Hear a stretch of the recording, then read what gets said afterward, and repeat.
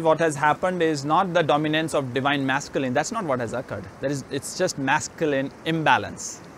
It's not divine masculine that has, because if the masculine goes divine, it can only go divine when it embraces the feminine.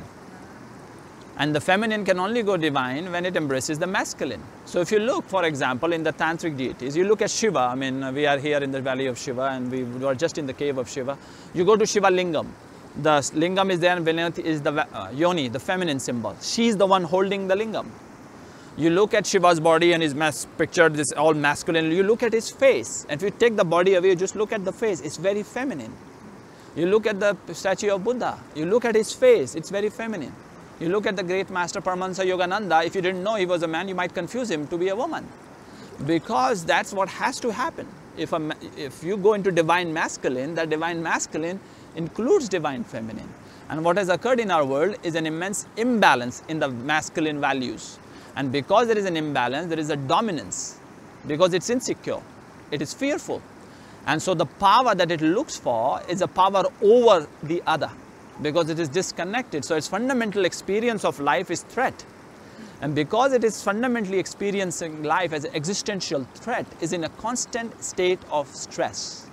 So it's fighting with life. It's me against the universe. That's the way our systems are designed. That's our education systems. What are you going to do when you grow old? You need to, all our education system is based around this premise that there is a big bad world out there.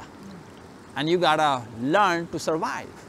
And that has created a perversion of values, which has created an immense imbalance in the masculine, which has resulted in it hurting itself and of course dominating, not giving any chance to the feminine. And that we can see in the religions of the world, which have totally taken out the sacred feminine and just replaced it with all masculine imbalanced value.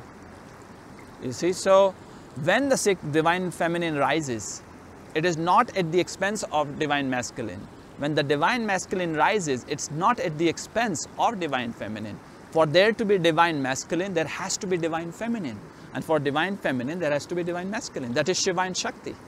As we go within our own essential nature, you realize your heart opens up. Compassion arises in you. That is the feminine quality. Loving kindness arises. This sense of humility arises. But at the same time, ferociousness arises. This immense power arises. So you look at Durga, the goddess in the tantric tradition, she's riding the lion. Yeah. So she's not pictured. There is Krishna, who is the masculine, he's pictured with the flute. There is Kali, which is pictured with the machete. Yeah. So this yoga challenges this conventional values of what it means to be a man and what it means to be a woman. These conventional values are purely based on body identity, and they are imbalanced.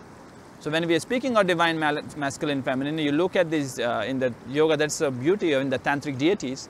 You realize, you look at Durga, there is feminine and masculine have merged in her. You look at Krishna, he's the masculine body, but he's very feminine, and masculine and feminine are merged in him. So that unity is what is required.